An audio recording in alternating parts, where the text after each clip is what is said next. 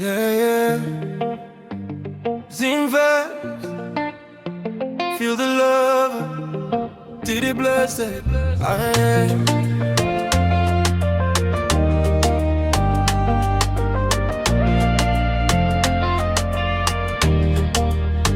Mangwana nindamuka ndichifema zangu.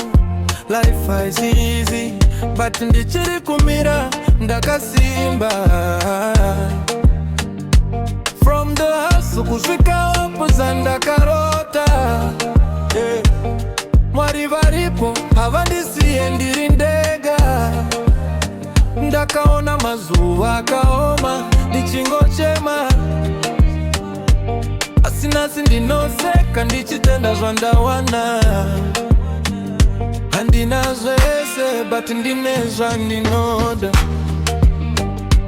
Peace mumoyo ndizvo zvandinosimudzira.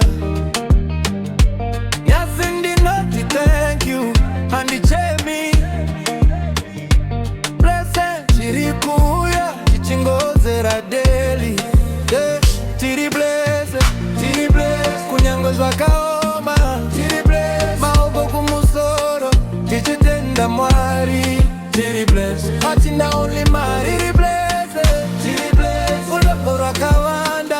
Tiri blessed, upenyu unofamba asi tiri steady. Tiri blessed, moyo wangu ready.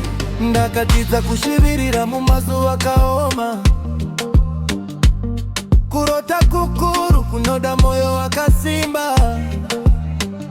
Haters vanotaura but handitereri. Focus yangu yakachena ndiri kuenderera mberi. From the streets kusvika my dreams angu. Ndiri kuona light ichivenekera nzira yangu. Handichadifi future ndava confidenti. Ndinoziva Mwari vari kushanda evidenti.